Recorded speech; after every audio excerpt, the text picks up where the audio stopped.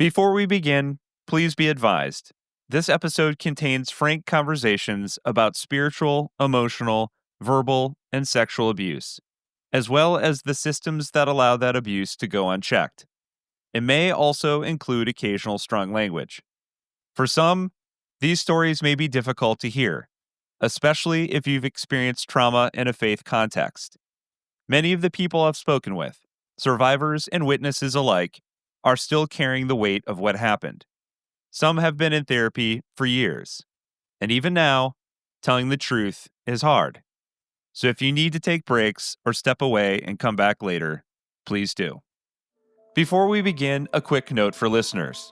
Throughout the Spoiled Fruit series, I've shared clips from a wide range of interviews, voices that have helped shape this story and give context to what happened behind the scenes. But there are some conversations that deserve to be heard in full. Today we'll start with one of those, my interview with Kris Sauter, former youth pastor at Duluth Vineyard. Kris worked closely with the Gatlin family, witnessed the early red flags firsthand, and brings a critical perspective on how systems of power and silence took hold within the church. Next time we'll hear from Ryan Bowers, a former Vineyard pastor from another Duluth church, who is the first to formally alert Vineyard USA about Michael and Brenda Gatlin as far back as 2014. I'll continue to release full-length interviews like these throughout the series. Conversations that I believe help paint a fuller, more honest picture of how things unfolded. And for those of you supporting the show as exclusive subscribers, thank you. I'll have additional full interviews available for you soon. This is my full conversation with Kris Sauter. I think first and foremost, I think what's interesting, because the picture I want to paint here is that despite some of these larger scale scandals that have occurred and some failures, I think in how Vineyard is able to handle these things, was that most of the people who have ended up leaving Vineyard or are sort of dissatisfied with Vineyard at the moment, but maybe still in it, there was a very real reason that all of these folks were attracted to the Vineyard to begin with. And most of them didn't want to leave Vineyard. They wanted Vineyard to change and evolve, but were left no other option. But they loved the Vineyard, and there's very real reasons for that. So I would love for you to start out with, tell listeners, first of all, who you are and how you first encountered the Vineyard and what first brought you into the Vineyard. My name is Kris Sauter. I am a pastor at Neighborhood Church in Duluth, Minnesota. I got involved with the Vineyard. I went to a very conservative evangelical Bible college, graduated, got married, and started my first job in a small town called Amory, Wisconsin.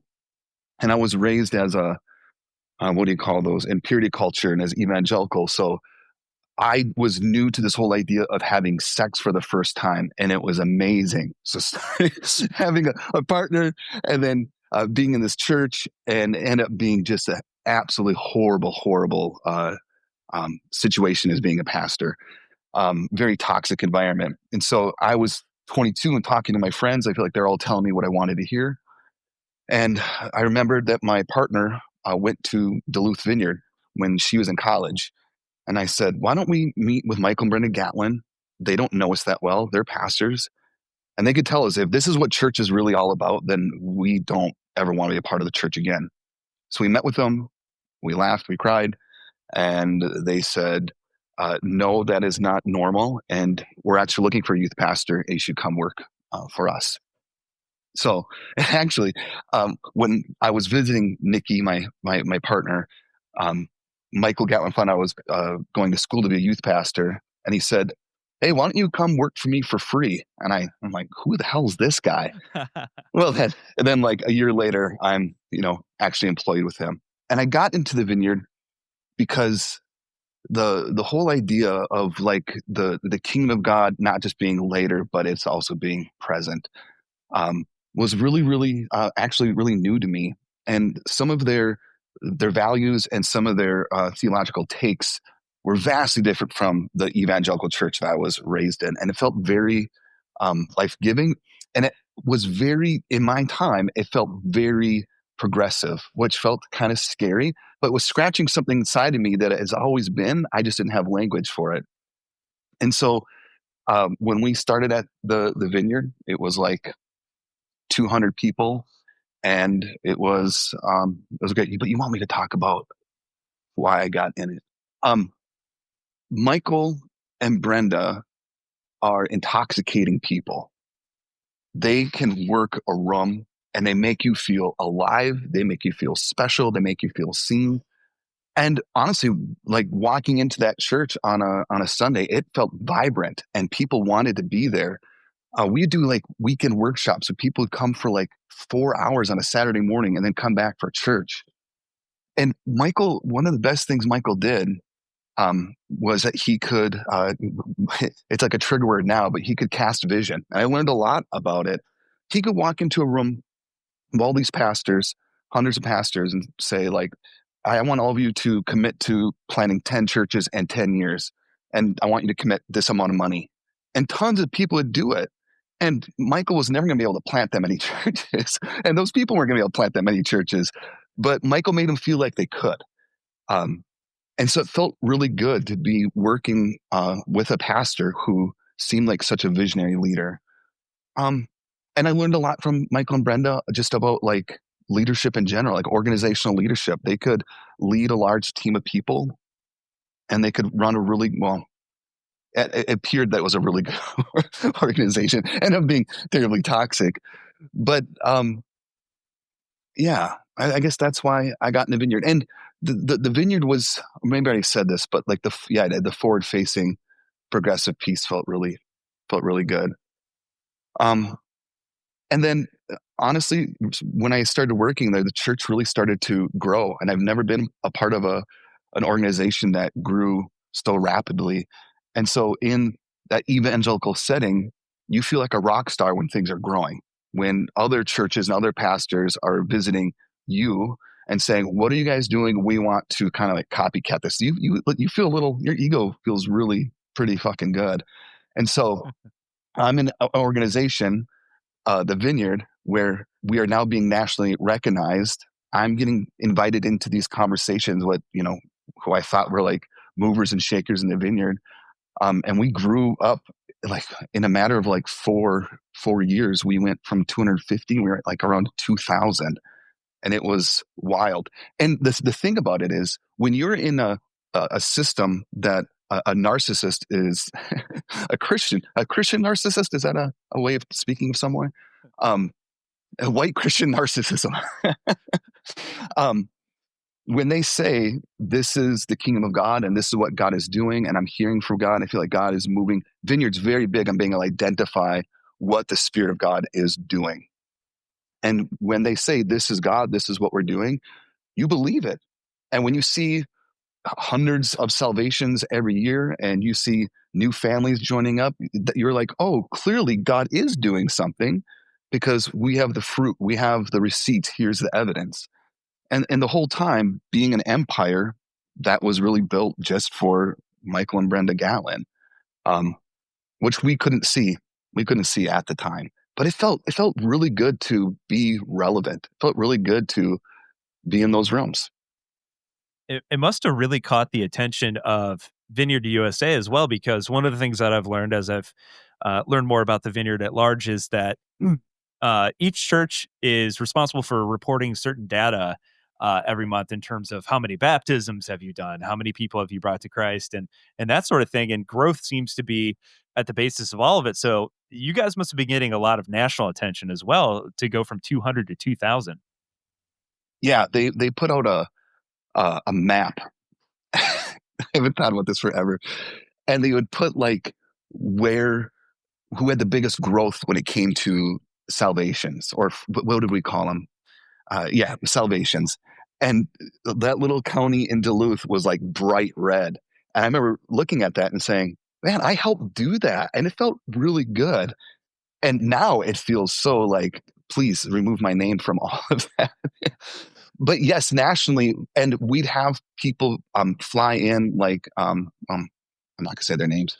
We would have people fly in and meet with Michael, and they'd pop in. They're like, "You guys have such amazing church. Thank you for letting us steal Michael from you for the next couple weeks." And we're like, "Yeah, we did this." And Yeah, we'd have to report just in our own, not our, we'd have to report at Duluth Vineyard, salvations, baptisms, um, small groups, new members, and we had to track everything because that is how you get attention in the vineyard.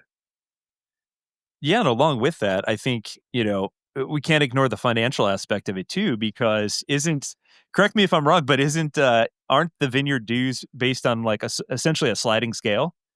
So I would assume that you guys would probably pay more in dues as the church gets larger and, accumulates more financial means. Yeah, you have to give 3% of your operating budget, and so the more money you take in, the more you give. Yeah. Interesting. Yeah. I could see where that might be attractive, to uh, a church movement that essentially, in many ways, operates sort of like a corporation. Like there is a hierarchical structure, um, definitely a very numbers-driven business model. The types of statistics that they report on a monthly basis. My day job is in the corporate world. That is exactly what we look at to determine, how successful we are, is looking at like growth essentially, or like how to fix issues where we're not seeing growth. And so it seems like that would probably also be part of what kind of captures the attention of the national vineyard. Yeah, and if like churches aren't selling a product, like selling widgets, the data that we're choosing on are these incredibly sacred, um, nuanced things, right? Salvation is a beautiful, beautiful concept, but when you reduce it to a number to get some sort of gain, or to, like, for me, Michael told me the only way I'm getting paid more is if I get new families in. And the way you get new families in is by like having this great product, and these kids would commit their life to Jesus, right? They'd get saved. Um, and then they would go back home and bring their parents. And so I am, I regret, but at the time I was really good at getting people to respond. And at the time I really believed in it. But in the back of my mind, I also knew if I don't get more people, I only get paid $25,000. I want to make more than $25,000. And so I was really good at creating those kind of places. And Michael was outstanding at it. He was so good at it. Like even uh, when we'd have Easter and Christmas and every funeral, we had salvation packets that we put in the very back by the doors, and there was always a salvation call. And we'd say, on the way out, grab one of those salvation packets. It's going to help you take the next step, blah, blah, blah. And then anytime one of those, we count all of them because we knew how many were there originally. And then we'd report those as salvations. And so we kind of like padded the numbers pretty, pretty, pretty good.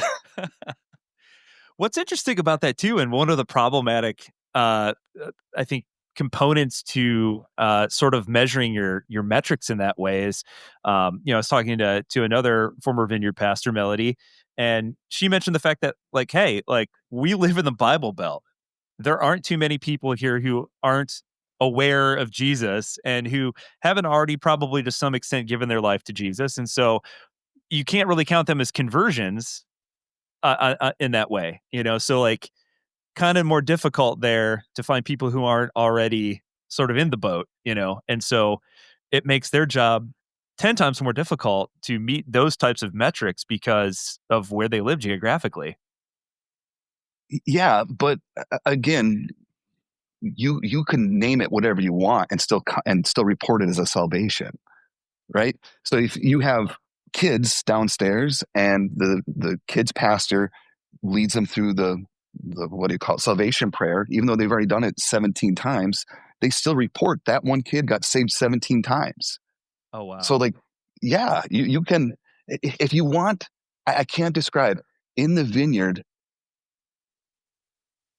if you're not relevant, you're just another church. You're just someone else. You want to get into those conferences. You want to get into those rooms with Rich Nathan and Jay Pathak. And there's only one way to do it is by getting attention, by being some sort of mover and shaker in the movement. And so it motivates you to honestly do insincere things. Hmm. So talk about like your initial experience. Like you come on board, you came out of already like a negative experience with the church. And as you said at the top, you were already in a position where you're like, man, if this is what church is, I want no part of this. And so really like, coming to Duluth Vineyard saved that for you. And so you and your partner. And so you're coming into this, it feels magnetic to be a part of this, electric. At what point did you start to notice that maybe things were a little bit off? Yeah. I'll share a series of stories that I recalled this morning while I was crying. uh, my first week on the job, my partner and I went to their staff retreat, and it was at some Boy Scout camp an hour away. And it was super fun. And like we could drink beer, which felt like so alive. And we were telling funny stories. And it came time to go to bed. And the ladies went to one side, the guys were going into another. And Michael pulled me aside. And he said, "Hey, why don't you sleep in the tent with me?" And I'm like, "Well, I can't tell the boss no. I can't say it's my first week. Like, I want to make a good impression. I don't want to go back to the kind of church I was at before." And so I felt kind of obligated to go. So I went into his tent, and he started making small talk. And then he started telling me these really intimate, traumatic things that happened to him when he was younger. And the whole time I felt so uncomfortable, but I couldn't leave. And I just like shook my head and said, "Wow, that sounds really, really hard," and just couldn't wait to go to bed and then get out of there. It wasn't until therapy years later I recalled that story that my therapist was like, "Yeah, that's how grooming starts.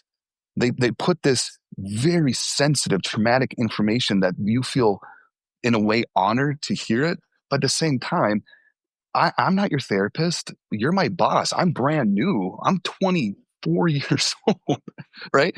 And it just felt that was the first red flag that I ran through because I thought we were doing this for the Lord. Another one was many years later, and I gave a message on in the auditorium, and I told people I don't like to be touched. And I tried saying in a funny way because I had so many people that want to come up and touch me. I don't like being touched without a purpose. And everyone kind of laughed at it. And on the next staff meeting, I'm sitting on the couch, and Michael makes his way, sits right next to me. And there's probably like 25 people in the room. And as Michael's talking about some bullshit, right? Nothing important, not talking about connecting, nothing about intimacy, he just puts his arm around me as he's just sharing this information and leaves it there. And I am sweating because that makes me so uncomfortable. I'm like, he was in that message. It was a big part of my point. And it was, again, he did that multiple times, not until therapy years later that they're like, "Yeah, that's a signal to the rest of the crowd of who controls the bodies, who has the power. You see what I'm doing right here with Kris? And he's not doing anything. He's not moving. He's like shaking his head. This is the kind of power that I hold here." Then there's so many other stories of like Michael and Brenda took it as a badge of honor to fight in front of us. It was like them trying to be like, we're badasses, we're vulnerable. The way we live our marriage is the way we pastor.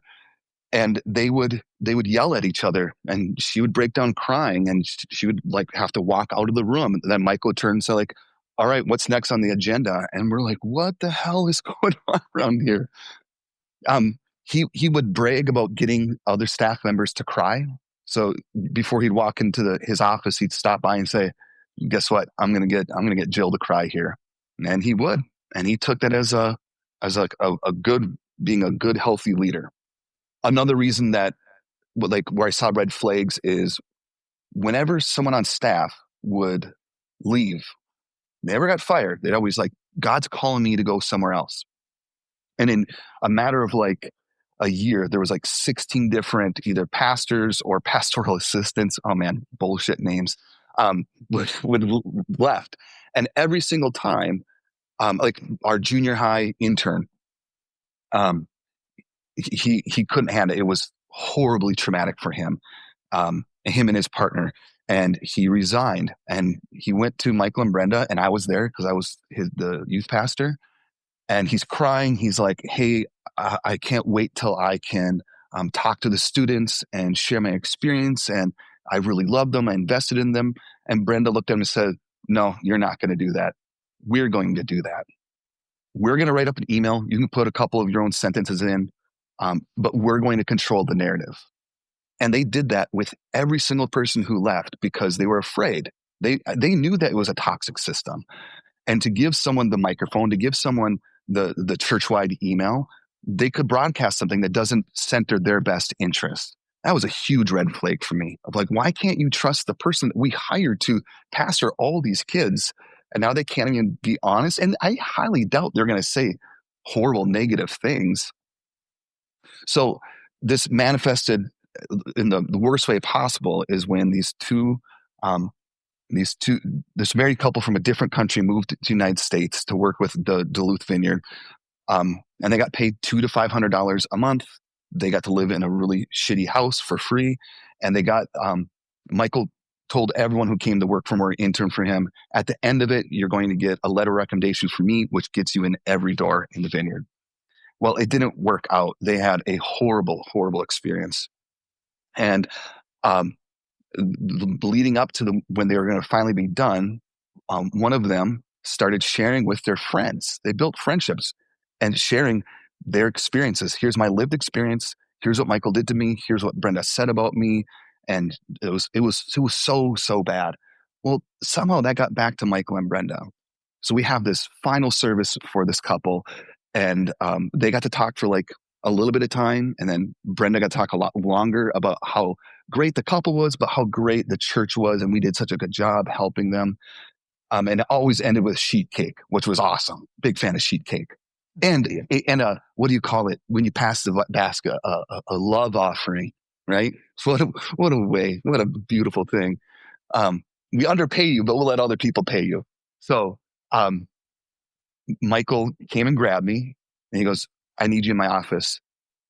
And I put my sheet cake down. I go to the office, and that person is there that shared those things with their friend. And Michael begins to raise his voice, and he is shaking, and he's holding the check, the free will offering check. And he says, "I've heard that you've been talking bad things about me. You have no idea the things I've invested in two of you. You're ungrateful. And if you don't repent, not apologize, repent, I'm going to rip this check up." This person begins to weep. And then, and like, I'm there because I'm loyal. I'm there because I believe that we're doing this in the name of God. And so these red flags were in this place of like, this doesn't feel like Jesus. This doesn't feel like the kingdom of God. This feels like a temper tantrum. This feels like bullying. And you're forcing something on this person. And so they did. They repented. They apologized, and they got the check. And I connected with them years later after I was done at Duluth Vineyard. And I apologized. I said, I should have said something. I should have stood up. And what they said is, "Kris, what power do you think you ever had? Michael controlled that place. And I just needed the money because we were going back to our country with nothing. We wasted 2.5 years of our life." So that was a huge red flag. Power dynamic is definitely a theme that I'm sensing in a lot of red flags that seem to be present before sort of what culminates in this sort of this cataclysmic event, whether we're talking about the situation in Duluth that we'll get to, or what happened in Anaheim and some of the other events that have happened throughout other vineyard churches that we won't even report on just because there's too many other incidents to possibly cover on this podcast. But one of the themes seems to be that there were signs that were ignored for a number of reasons. And one of the common trends seemed to be that the red flags were ignored in certain situations specific to where there were instances where there were pastors who were very charismatic, who solicited a lot of growth within their church and brought a lot of positive attention in a lot of ways to the vineyard. And so like sort of like the bad behavior was sort of excused because, hey, look at all the great things they're doing at their local church, until it blew up in their face. And then, oh shit, now we got to deal with this. See, I would disagree. I don't think it was what's the word used, tolerated. Hmm. It was radically celebrated.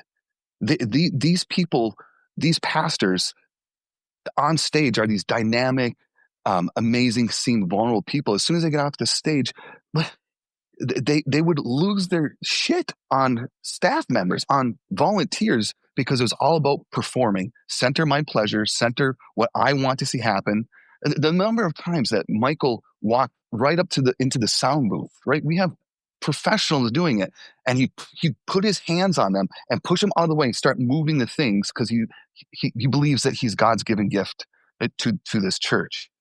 And in the vineyard, the things that got you like to advance, the things that got you, that's not the right word, how you moved up that shitty ladder was that you worked harder than everyone else, and that you could like outperform the other person, and you were louder and you were hip with it and wow more than the other people, which again just creates this whole system, incentivizes the exact opposite of what Christ is inviting us to be and what to embody.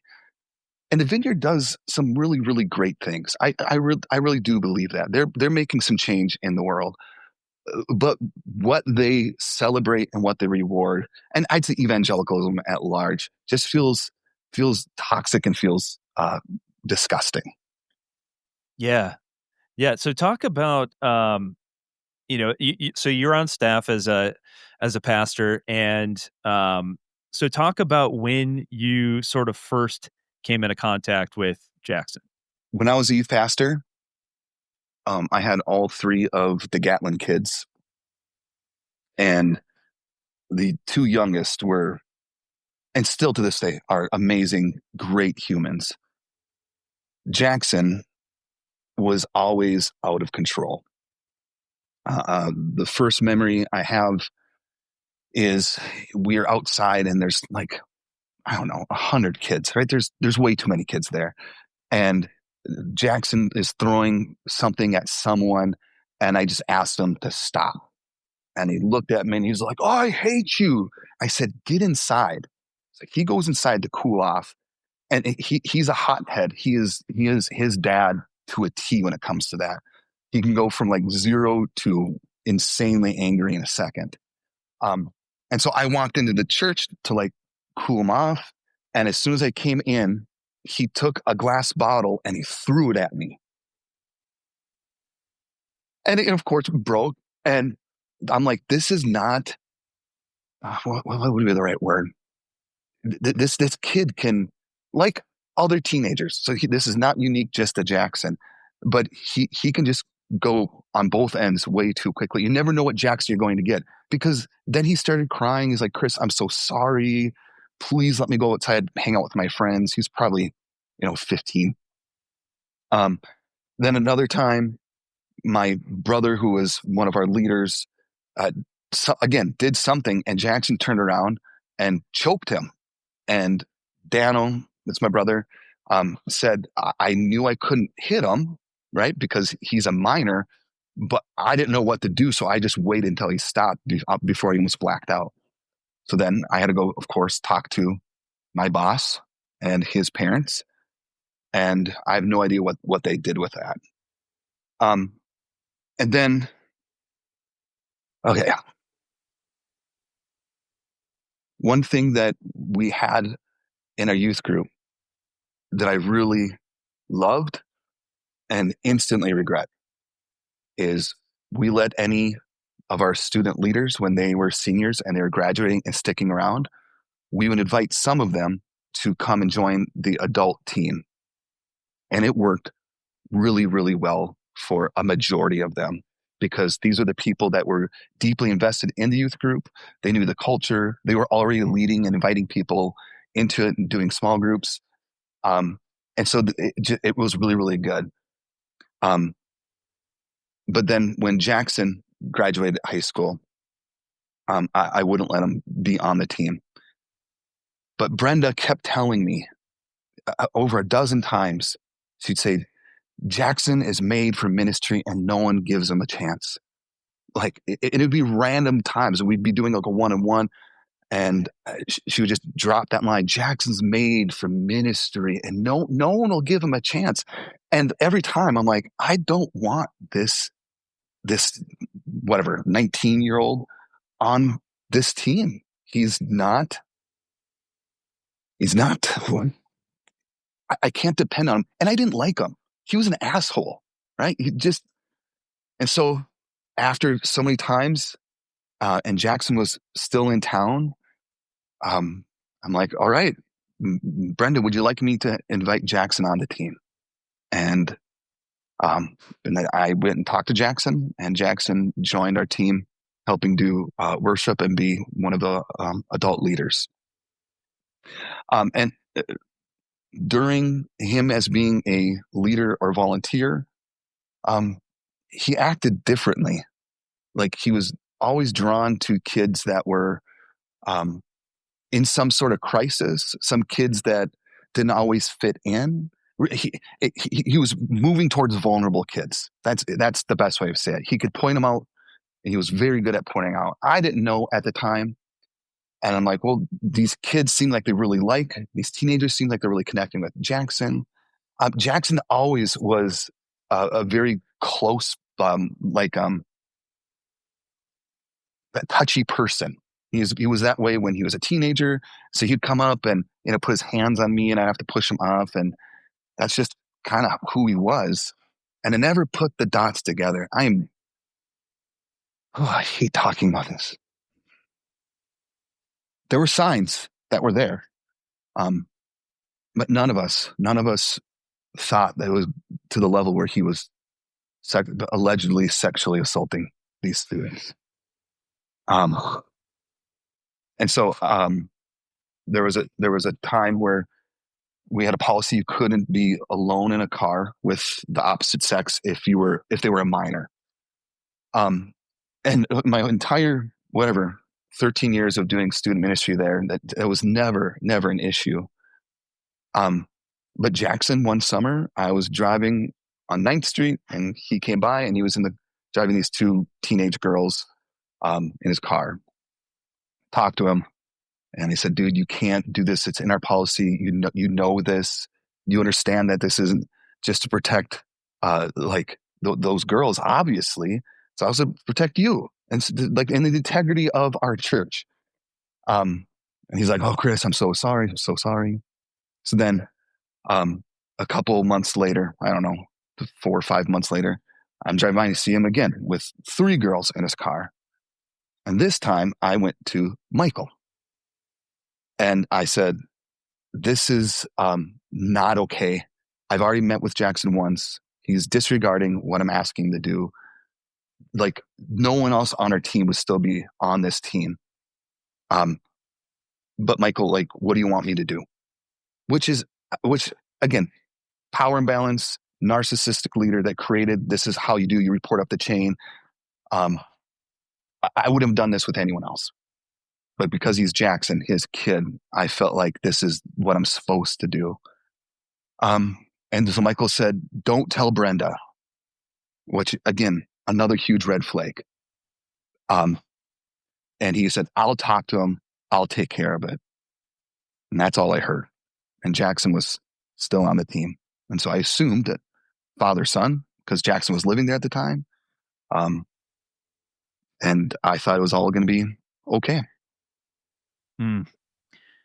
So there's a couple like things that pop out to me, again, just from, working in the corporate world my entire life, things that would just never happen in any other business and yet have occurred here, where, like, first of all, you've got a husband and wife who are co-leading an effective business together, which would scream like conflict of interest right out of the gate. And then we have like a nepotism hire where they hire their own child, and you can't, we're both parents. I can't think objectively about my kid. And I would never put myself in that position to have to do so. And so it seems like there's already baked in problems to this sort of setup. Yes. Well, you just remind me, and it was in the report. I don't know if you caught it. Um, when Jackson was no longer working student ministries, he got hired to be the Heroic Leadership Institute, HLI. Um, and his wife was also working as an admin. And then Jackson's brother was also working at the church. And at the time, I was a part of the senior leadership team, and Michael and Brenda were on it as well. And John Kluwer, who is now the lead pastor at Duluth Vineyard, and he has a law background. He's brilliant. And he said, we should have a nepotism policy in place to ensure that if anything happens, right, we're by our bylaws and our policies, we are covered. And it's just wise. Like Brenda shouldn't be coaching. That's what we call it, coaching. It was just telling. Brenda was coaching Jackson, and Michael was coaching. His kids are everywhere. And as SLT, we talked about it. Brenda cried, and she's like, "This is unfair. I'm a pastor, and let me use my gifts, and my kids are gifted, and I can impart wisdom that no one else can give them." She referenced other vineyards. There's another vineyard in Wisconsin that their entire family was the staff. And so she referenced that and saying, look how good that is. And those people are amazing, but like that creates a problematic system. So as an SLT, we outvoted Brenda and we enacted a nepotism policy. John wrote it up. We all looked at it. We signed off on it. And it goes into it goes into the employee handbook. Well, I didn't know, but a little while after that meeting, Michael went to the Duluth Vineyard board or council and asked for an exemption for Brenda and Michael, that they could still coach their kids, and had a whole reasoning behind of helping HLI explode and grow. And the board approved it, but it didn't tell anyone. And when I met with the team, that the third party that did the investigation, and I told all my stories, the lady stopped and she goes, if the board would have voted that down, we wouldn't be having this conversation, because if Jackson was doing all these allegedly horrible, evil things, he would have had to report to someone else, and they might have caught it. They might have seen it. And if he was only Jackson was only talking about that with his mom as his boss, anything that came up as an allegation, and they did, Brenda dismissed them as, you are demonic, you have mental health issues, this isn't God. And she did it on multiple accounts with HLI students. We wouldn't have this fucking problem if they would have just followed the nepotism policy. But it goes back to the power that not just Michael, but the way the vineyard and their bylaws are created. The senior pastor has so much incredible unchecked power, and at the mercy of hoping that the board is going to do something. But when you get to pick the people on your board, you have power over them. Yeah. So that reminded me of that nepotism policy. That's incredible. And yet again, it's like so common that there was an opportunity to stop this from happening and preventing other victims. And yet here we are, Here we are. One of the things that you brought up, which I think is kind of interesting, is Vineyard eventually. So obviously, eventually this comes to light, but what we're talking about are dates that occurred between like 2007 and 2010. That's a while ago. So, I think a lot of people listening are probably wondering, like, why did it take so long for all of this to come to light? When I found out, I had a former student contact me and say, can we go out and get a drink? So we go out and get a drink, and they tell me one of their friends from youth group told them a while ago of what Jackson allegedly did to this student. And we're told anyone because the friend asked him not to tell anyone. And it wasn't until later that Jackson was moving up into a position and was getting more pastoral authority, where he finally felt like, I have to say something. And so that person went to another Duluth Vineyard pastor, and that Duluth Vineyard pastor, went over Michael and Brenda and went right to the board. So that's how it all started. When I heard the news, or I heard it that in that meeting, it devastated me. I went into a deep depression. And when victims would contact me once it became public, I apologized to this one victim, said, I'm so sorry. I'm the one who said it's a safe place. I'm the youth pastor. It's my job to make sure that kids are having fun and it's safe and that the people on the team are all background checked and trained. And I, of course, I'm a high feeler, so I started crying. And what they told me was, Kris, he was hiding in plain sight. He was doing things to me, saying things to me. And I didn't even know that he was doing this with like 11 other girls. So if I couldn't tell, how in the hell were you going to be able to see what was happening?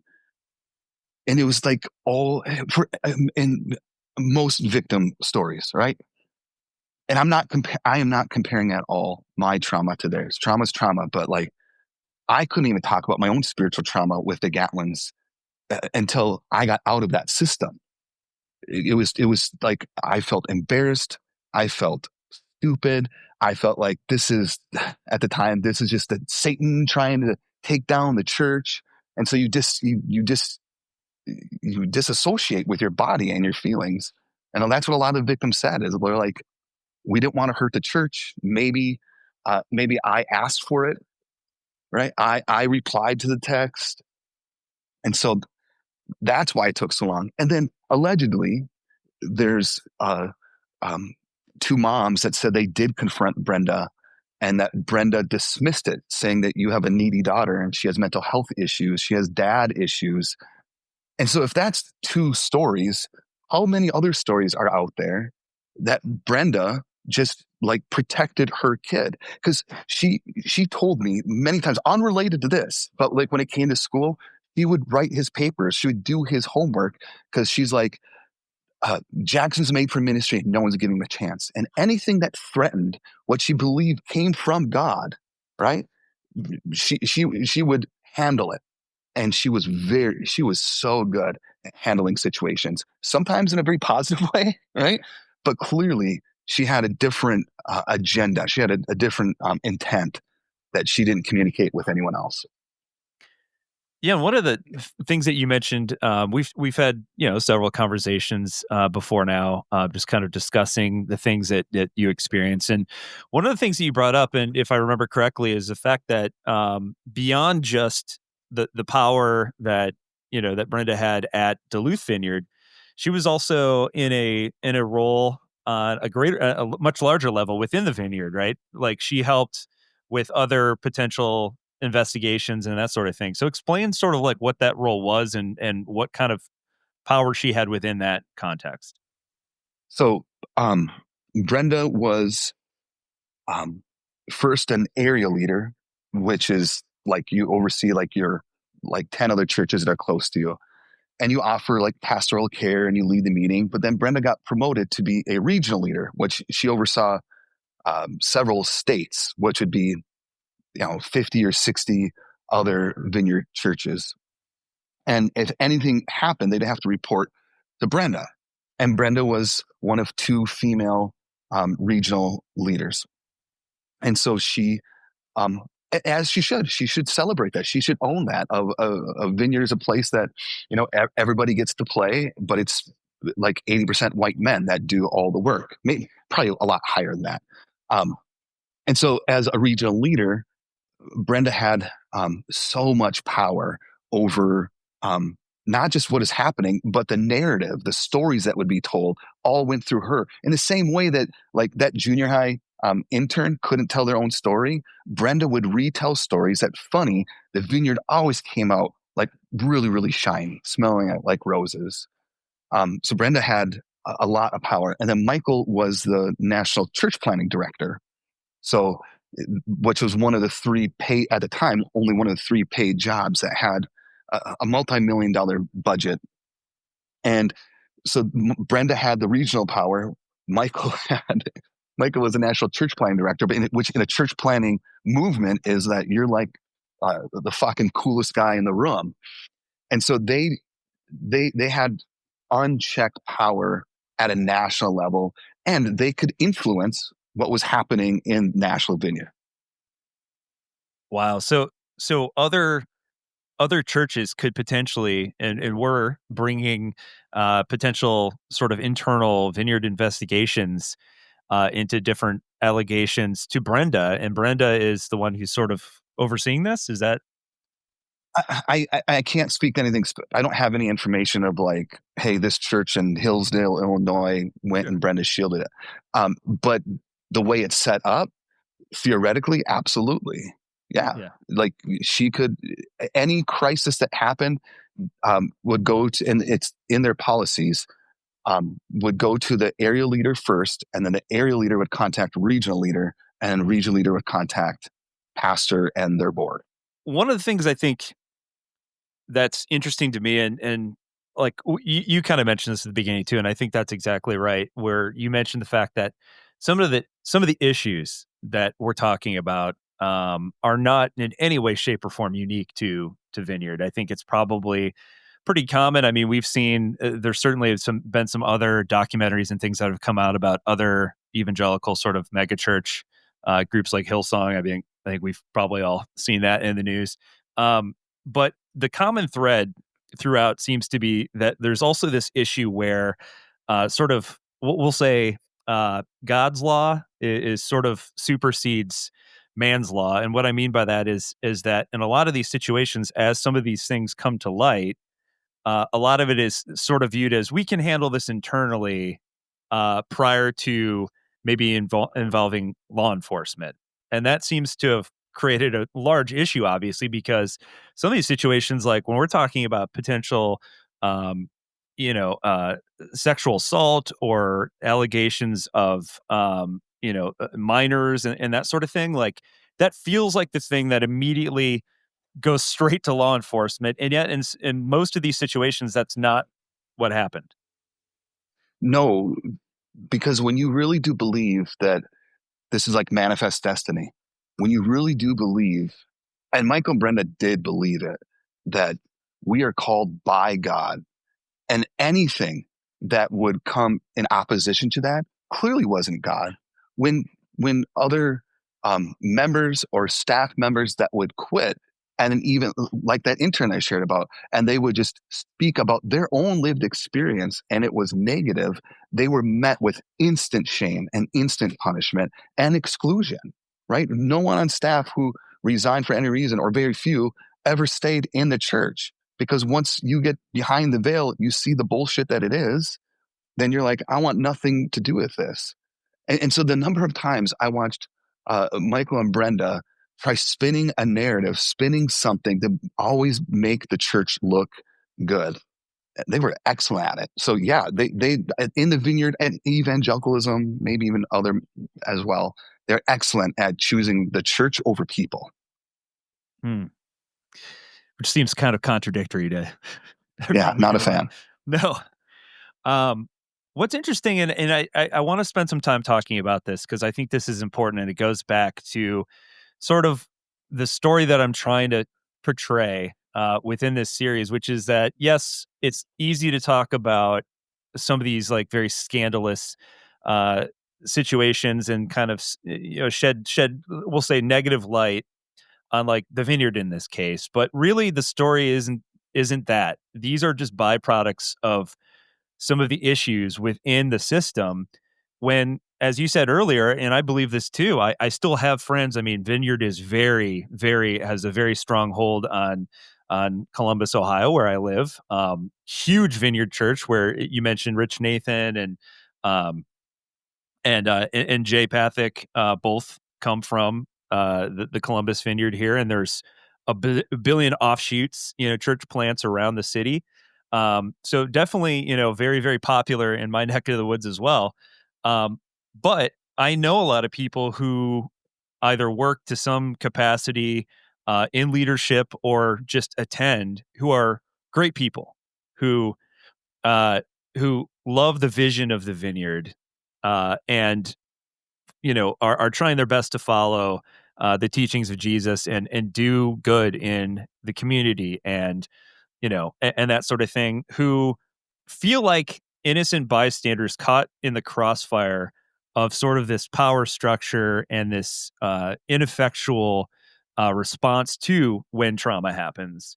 Um, and so, like, clearly, like, you could have easily walked away. And you mentioned that earlier. Like, you've had not one, but now two traumatic experiences at the hands of the church. And like, why the hell are you still in church, man? You're standing in a church right now as we speak. It's like, how did you hang in there? And like, and to that point, I also would love to talk about, like, clearly it's had a lingering impact on you. This is not easy for you to talk about. I can see that. And you even shared a story with me about a conference you were recently at and sort of the triggering effect that had. You're still dealing with the lingering effects of this, And so how did you end up remaining within the church, and what sort of impact has this continued to have on you in the years since? It's because I knew I wanted to. Sounds so cheesy, but I believe in it. I wanted to change the world. I was a seventh grader, showed up at this youth group because my friend told me Christian girls will talk to me, right? And I walk in, and the youth pastor comes and looks at me and talks to me. And I grew up in a small town where my dad was the English teacher, and I had three older siblings. So adults never talked to me. They talked at me. I was in trouble, or they were looking for my dad. And so to walk into this space, just hoping that a girl would maybe even touch my arm, take interest in me, it transformed me. And that youth pastor, Pastor Phil Baker, is the reason I'm a pastor. My dad was an English teacher. My mom was a social worker. So the empathy and compassion and justice was just ingrained in who I am and who I was. And so I became a pastor because I wanted to help other Kris Sauters, other lonely, awkward teenagers with a bad afro who loved Superman but couldn't tell anyone because he wanted the girls to talk to him, find a place to belong and feel inspired that they could also go and change the world. I still believe that to this day. And so from being in the Duluth Vineyard and the toxic system, being at that first church, and then being kicked out of the vineyard, right? I'm still here because I still believe that the narrative and the person of Christ is still compelling to me today.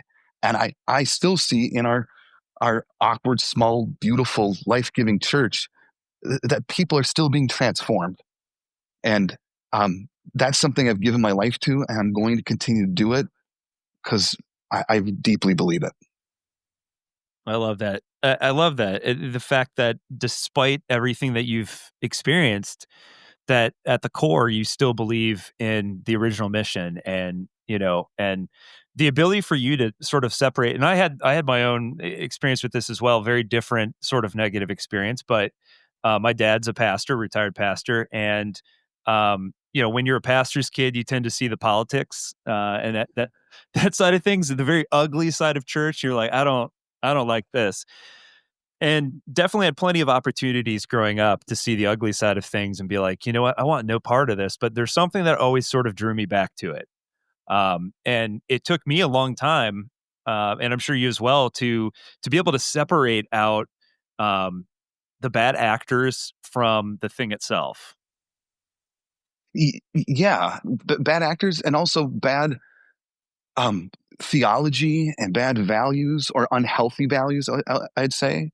And in therapy, one of the most transformative times is my therapist sat me down and he said, and I was 41 at the time, and he pointed at the chair and said, "Pretend that 25-year-old Kris is sitting over there, and what would 41-year-old Kris tell 25-year-old Kris?" And it helped me like think through. I don't have to shame who I was. I don't have to shit on who I was. Like, I don't want to go back, but that's who I was. And I love Kris. I love 25-year-old Kris.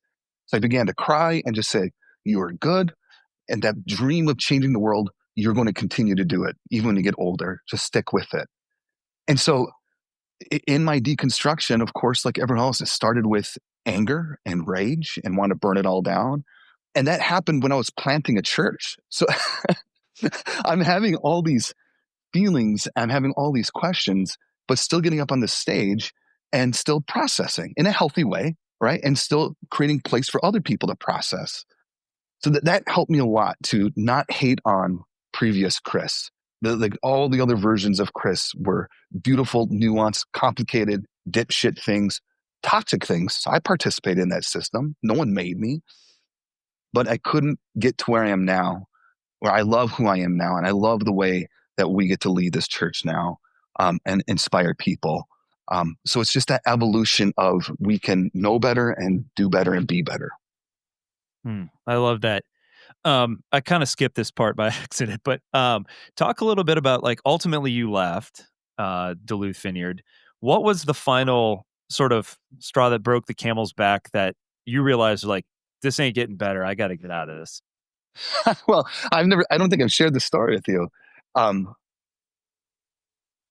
um, I'm going to try to make this as succinct as possible. Um, Michael and Brenda came up to Nikki and I and took us out for dinner and said, "Hey, we feel like God is calling us to move more into a national position, and we feel like we'd like you to be our successors." Which is funny because I never wanted to be a large church pastor. But part of what I love about myself is I'm so loyal and I trust people too much, but I trust people. And so when he said that, it didn't feel right, but I'm like, okay, well, this must be God. And it was exciting. And we had like a 2-year plan. And about a year and a half into that plan, right before Michael got up on stage, like 5 minutes before, he pulled us into what they call the staff lounge and said, "Hey, God told me that I'm supposed to commit to another 10 years here. I know that's really heavy. I'm really sorry. I have to go on stage."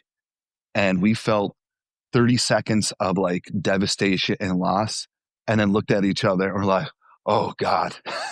Felt relief because now like everything was open to us. And we're like, well, let's plan a church. Michael's a church planning director. I've talked about planning a church with him multiple times. And that's how we left Duluth Vineyard, was us planning a church in Cloquet, Minnesota. And we originally had a plan where we would be like Duluth Vineyard South. We were going to be a satellite. And then about 2 weeks before we planted, and we did like a large launch where we rented an auditorium and tried getting as many people there to start the church. And where am I going with this? Oh, we had a meeting. Another vineyard pastor who planted a church like us. Michael brought in to help consultate, and he said, "Do you really want Kris to still be an employee? Do you really want to have like the same sermon series? Do you really want to have the same worship songs? Do you really want like 60% of their money to go into your account? Like, do you trust Kris?" And Michael said, "Yeah." And so 2 weeks before we launch, have a meeting with all 3 of them, and they say, here's what we're going to do. You're going to be your own church. We're going to gift you a lot of money to cover your salary for a year and your operating budget. And all we ask, you don't have to pay it back. All we ask is that you plant another church. So that's how we actually became our own autonomous, independent vineyard church with our own board, which that board effectively voted, right, to leave the vineyard. But that's how we got out. Wow. What was it what was the main reason that the board eventually voted to leave the vineyard entirely? Well, that's a totally different story. So I say that we voted, and we did. But back up. When we finally agreed to plant a church and we finally stopped working there, and we were out of the Duluth Vineyard system, that's when everything began to shift. Because once you're out of that power structure, you can finally breathe, and you're like, oh, what kind of church do we want? What kind of pastor do I want to be? What kind of marriage do Nick and I want? Do we have to emulate Michael and Brenda? And it was wild because it felt like all this freedom. It felt so good to dream and then like build a culture. We called it build a culture with purpose and on purpose. And so we did things wildly different than Duluth Vineyard. and the way that those values were expressed, they were, to me, funny, I'm the leader of it. It felt really good. It felt really beautiful. And so we started in 2015. In 2018, I personally came to this place of like, I'm affirming, open affirming to the LGBTQIA plus community. And it was scary because I knew this is the one thing in the vineyard that you could get kicked out for. But as you came to the same conclusion. Once you know, you can't pretend like you unknow it, right? Once you see it, you can't unsee it. And it felt so good. It felt so alive. It felt so Christ-like. It felt like the Bible was coming alive to me in a whole new way. And it felt, and I had the freedom to like, and I was talking to our church about all these things. And we had a queer couple show up, and like a lot of vineyard churches, people don't know that the vineyard has a policy. They will not ordain or let them be pastors, and they won't marry any same-sex people or queer people. And they were shocked once they found out. And they said, so my money has been going to the National Vineyard, which they only recognize my body, my love, and my partner as being sacred. And they're like, we can't like not only not give money more, we can't even come in here. If you were going to be open and affirming personally, we celebrate that. But you are still actively participating in an institution that is harming queer people. And that like totally, like, you know, as a middle-aged white single or as a straight man, it like blew open my eyes of like, oh, okay.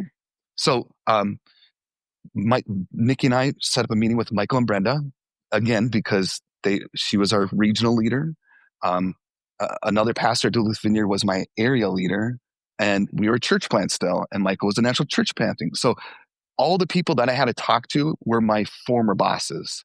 The power imbalance was there. But I again believed that I was no longer an employee. I was equal. Michael and Brenda, Nikki and I, we are all pastors, and we're shoulder to shoulder. And I emailed them saying, hey, we'd like to meet and talk about Vineyard's policy in regards to the LGBTQIA community, and if there's any way that we can stay in. Like I was the person like, I'm going to change the system from the inside. I believed I could. And the Vineyard did this with women in ministry. Yep. Where they took a position that women can be, what a blessing they did, that they told women that they could be pastors. They're so great. That they could be pastors and national leaders and all that stuff. But locally, the church got to decide if they wanted to embody that and express that or not. And there was a lot of churches that said, no, women will not be pastors in our community. So in that email, I advocated similar to that policy. Can we do the same thing? Is there room this for queer people? Michael then sent me the Vineyard USA's policy, and he said, I want you to read it all, mark up what you disagree with, which I replied and said, no, I'm not going to do that. When can we meet? It was just another power play to show me how wrong I was. So we show up at their house, and we have like 30 minutes of the most awkward small talk, knowing what we're going to be talking about. And we then start sharing. And right before the meeting, you're probably not going to use this, but it's still really funny. We met with other former Vineyard pastors who also got kicked out for the same issue. And they said, only talk about the thing you want to talk about. They're going to throw all these other things at you to try to distract you, to try to discredit you. Just stick with this, right? Stick with this policy. I'm like, yes. And I sat down in that meeting, and Michael goes, and I share how we've evolved in this issue and how it's life-giving. And I think that when we say everybody gets to play in the vineyard, like what if it could actually mean everybody? And then he said, well, if you've changed the Bible on this, where else have you changed the Bible? And I seriously could feel my heart pumping. I'm like, don't say it. Don't say it. I don't believe in original sin. And it was like someone threw a grenade in a... Now we're talking about 6-day creation, and we're talking like Noah and the ark, and like way too many things. And they essentially just like shamed me, saying, well, how can you... But Brenda at one point said, you're not smart enough to be able to make these interpretations. There's people way smarter than you, Kris, who believe that you are wrong, which in Michael's defense, which I don't know why I have to be in his defense, he did say Kris is quite well read and Kris is is not like some moron. But it was all ways to make us feel small and shameless. And we kept saying, we don't want to leave the vineyard. We've given 15 years of our life. Our kids were raised in the vineyard. And at the time, I meant it. We believe in what the vineyard's doing. And we are off on a couple theological views, which I'm okay with. I'm not asking the vineyard to change their policy. I'm asking, can you let us be who we are and trust that we hear God and we hear the Holy Spirit?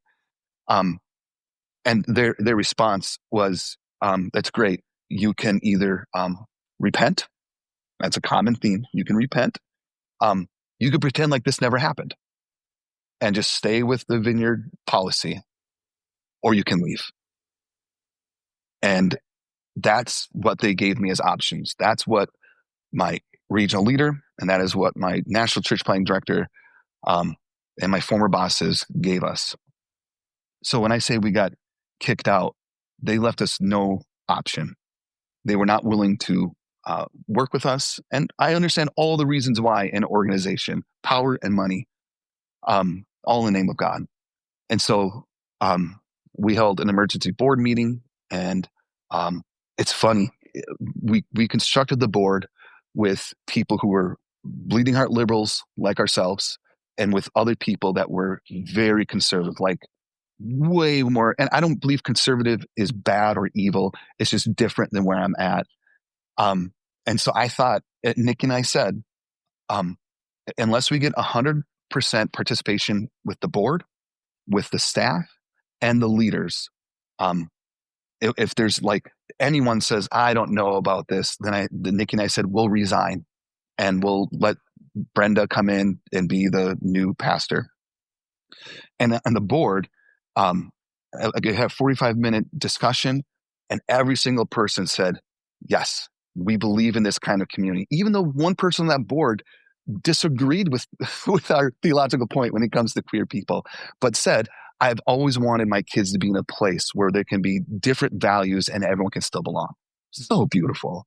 And then with our staff, same thing. We had another staff member that was a different place and really believed in the idea of that we can be at different places and still belong.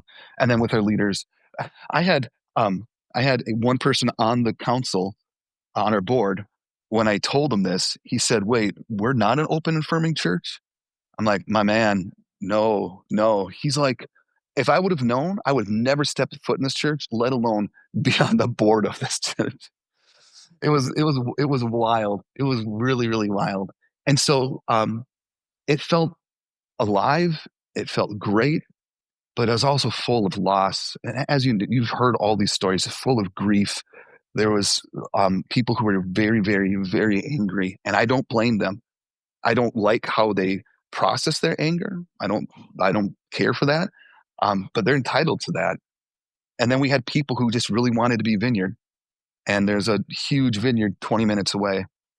So we lost about half our church, and it was one of the hardest things that we've ever done.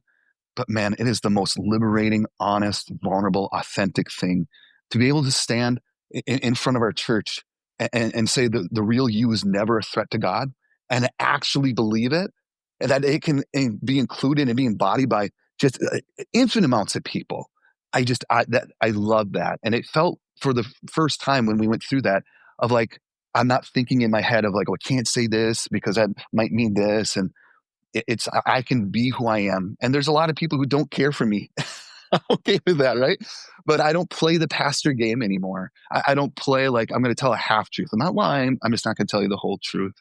And I believe that's what it means to be a follower of Jesus, that the real us should never be a threat. It might not always be good. It might not always be correct, but it shouldn't be a threat. It should be met with nuance and conversations and the ability to evolve and grow through it collectively. Yeah. Gosh, it reminds me of a quote I heard once that something along the lines of like the most creative, interesting ideas that pastors come up with are during seminary, because once you're in the church, you suddenly become a business owner and you got to keep the lights on. And so like to some degree, you can no longer share those amazing ideas for fear that it will affect your bottom line. And it does. Our business model is not a good one. If you're in it to retain a budget and friends, then hell, don't do what a lot of us have done. Because even I said this to you before, like I don't ever say like give to God, right? It's like everything we do is giving to God, right? We use that as a way to, I believe, to kind of manipulate your spirituality to feel like you have to give to get the best of God. Again, horrible business strategy, but I'm not going to manipulate people. I'm going to try avoiding manipulating people in any shape, way, or form, because the trauma that was the trauma that was done to me, right? I want a different story for my kids. I want a different story for our church and the next generation. Yeah, that's great. I love that, man.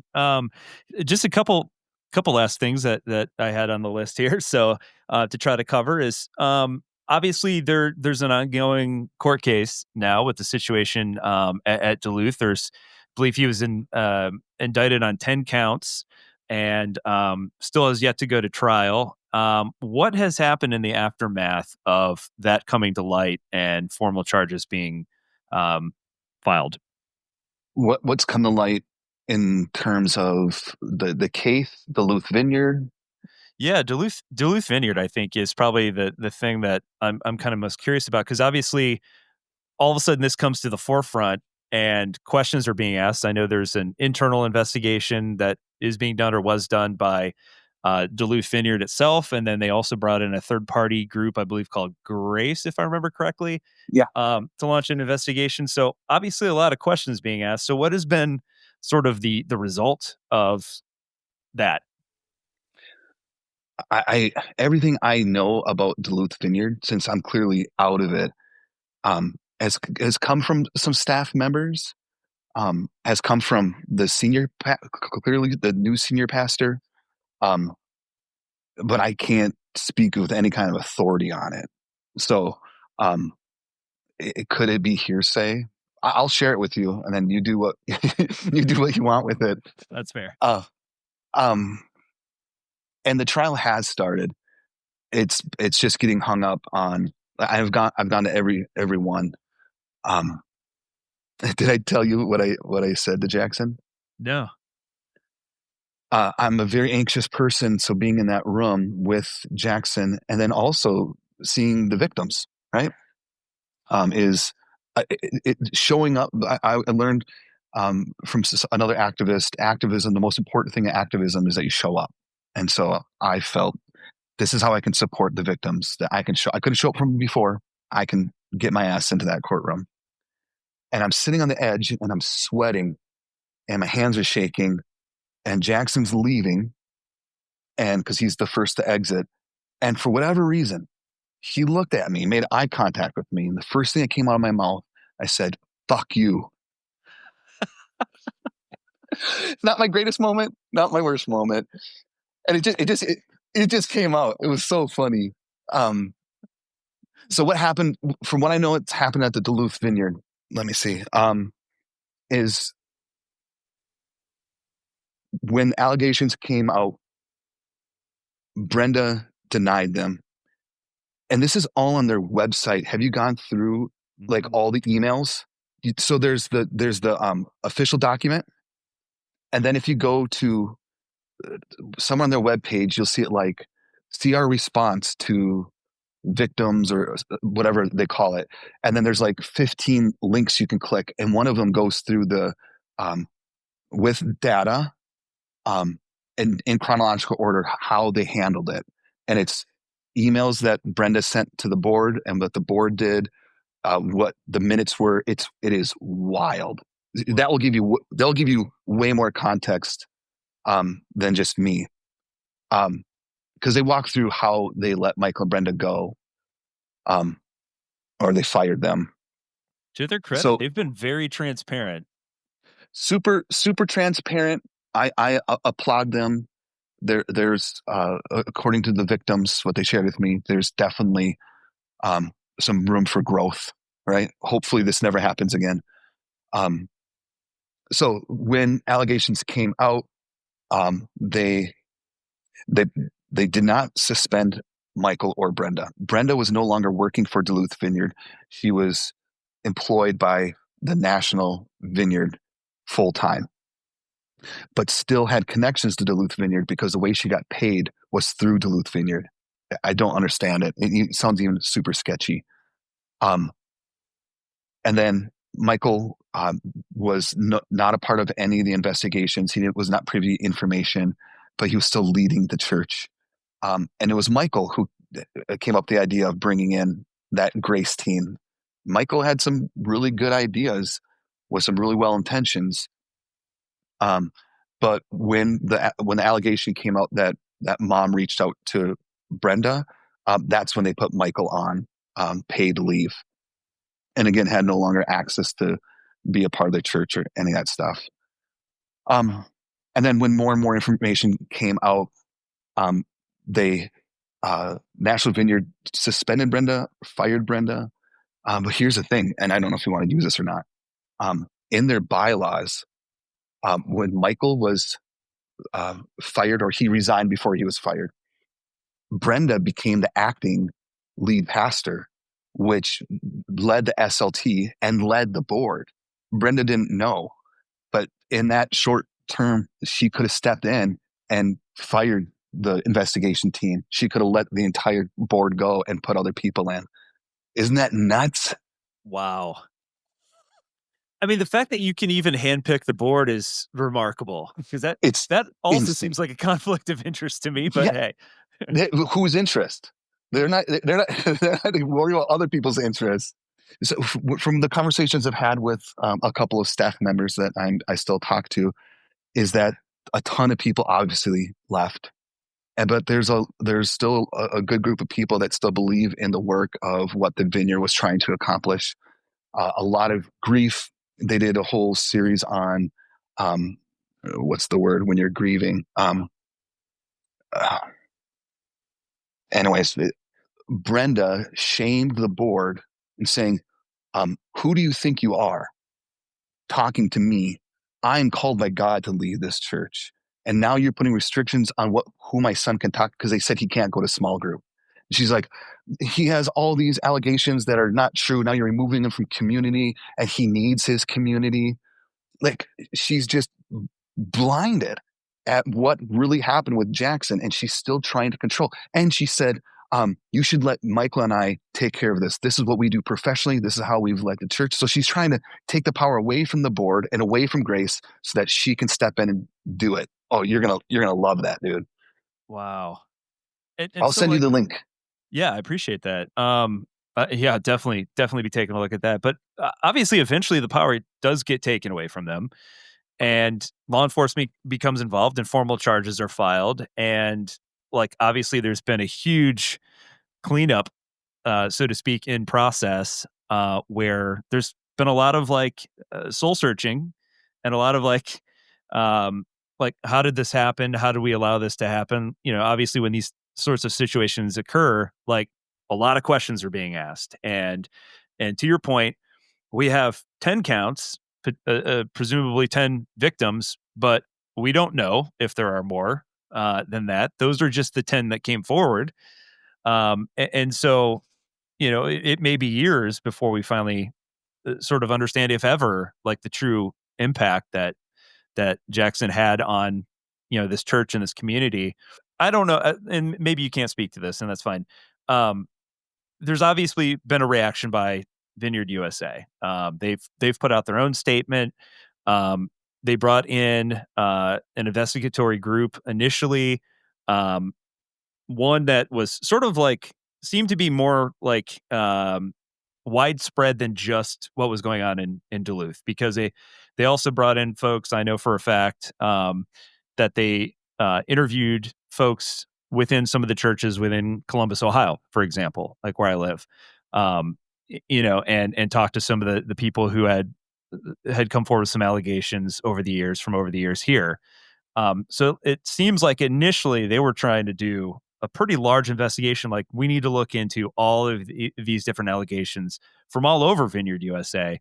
And then at one point, I don't know how familiar you are with this. They took that original group who were conducting the investigation and sort of scrapped their report.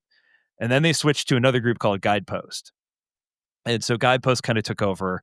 Um, and there was some sort of potential shadiness going on behind the scenes. I was told by a pastor who's still in the vineyard that essentially one of the allegedly unbiased third party investigators sort of watered down the report because, quote, his wife was dying of cancer and he needed the contracts.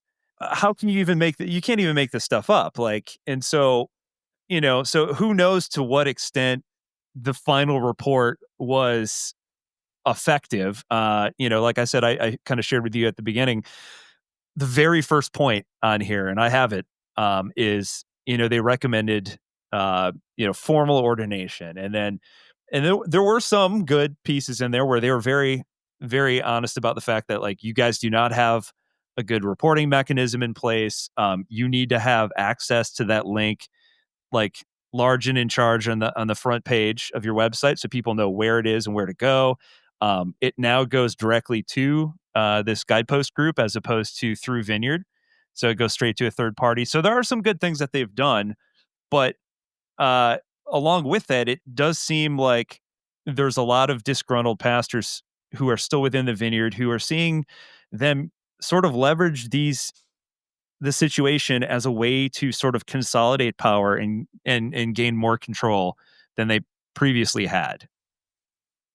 Yeah, absolutely. And to be fair, Duluth Vineyard didn't switch their group. They stuck with whatever that horrible name is. Grace. Grace, yes. Yeah, there's I know. Yeah, I went to a whole conference of vineyard leaders and former leaders where they talked on, I don't know how long we can keep doing this. Like they're trying to, and I understand why they're doing it. Organizations, if you want to last for several more generations, you have to get more mainstream. You have to become more mainline, and you have to have way more power than what the vineyard currently has. But for a lot of vineyard pastors, that's not what they signed up for. They loved the original dream of having a community of churches that are in relation with one another who share similar values, and those people at large disagree and want to have more power, especially after what happened at Anaheim. Yeah. Oh my gosh. Yeah. There's a $60 million lawsuit as a result of that church pulling itself out of the vineyard. And what's interesting to me too is that all of these things that are taking place and all these changes within the sort of hierarchy and the structure, like, at what point do you stop this facade of referring to yourself as a movement? We're not a denomination, we're a movement. You're a denomination, man. You Yeah, just use yes, you different are. terms. You have the same structure, the same pyramid structure as every other denomination out there. You can call it a national director or bishop. It doesn't matter to me. But and now they've got this handbook that they're creating and formal ordination and all the things that are in place at other churches. And it's not to say either, by the way, I grew up a Lutheran, that Lutherans are exempt from from scandal and and abuse. And certainly, like, we saw this with the oldest of the Christian institutions, the Catholic Church, years ago. So it's not to say that, like, any one Christian organization has done it perfectly or spectacularly. There are issues all over the place, but, like, let's stop pretending like it isn't what it is. If it walks like a duck and quacks like a duck, it's probably a Christian duck. And I just said this, but like, if you're, again, I believe those in leadership in Vineyard have the best intentions, and they want, like me, we want to change the world, right? We want to help create disciples, whatever term they use. But when that is tied to money, power, and a whole host of potentially angry people, you're going to continue to evolve to survive. And one thing I learned this from Michael Gatlin. He says every church has a timestamp. Not every church is made to stay open for all time. And I wholeheartedly agree with that. And maybe even in movements, because whatever the vineyard's doing, I'm happy for them. But what attracted me to the Vineyard was like that high value of relationship, and then trust from pastor to pastor, church to church. And that seems like that's evolving into something different. Yeah. So, final thoughts. Like, I just want to give you the opportunity to give you the floor. Anything else that you want to kind of get off your chest in this moment? You know, and maybe partly like also, you've got a church now. I think it's safe to say that like you've taken what you've experienced over the years and what you've learned, and try to develop a model that is healthier and and so that's sort of informed the pastor that you are today. Like you said, you're a very different person now than you were in your 20s. So despite all these negative experiences, not only did you hang in there, but it seems like you've been able to use that to craft, a kind of a different sort of church. Yeah. How do I want to say this? I would say to anyone who's a pastor, or anyone who's attending a church, or anyone who's just moving in their spirituality, never compromise your authenticity. Trust your body.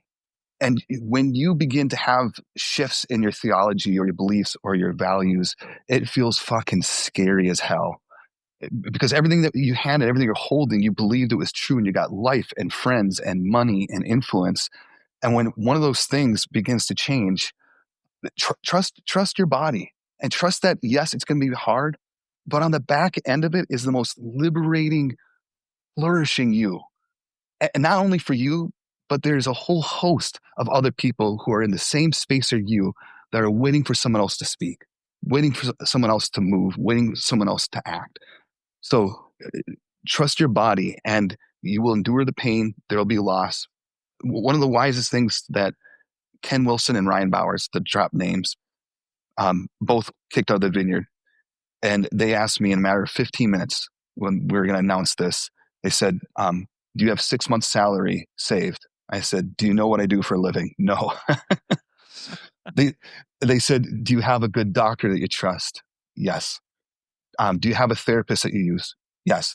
Do you have a community of friends that will cry with you and support you? Yes. Do you have access to a lawyer? I'm like, yes. They said, build a healthy team, and then go to your doctor when you feel depressed. Go to the lawyer when you're like, I don't know what to do. Like, use those resources instead of trying to play hero ball and just like grind through it. Mm. It was so incredibly wise, and it honestly kept me here today by having those resources. That's great advice, and it sort of reminds me of it. And we can end here. A story that I like to tell when Adam, my buddy who started the Deconstructionist podcast with me almost 8 years ago now, who is a former Vineyard pastor as well. And again, one of the reasons why I know that there are amazing people who formerly were with the Vineyard and are currently still with the Vineyard, who are near and dear to me. And so I know that like we can't, my goal for this is not to paint with a broad brush and just say, hey, the entire fucking thing is bad, because that would be disingenuous and it's not true.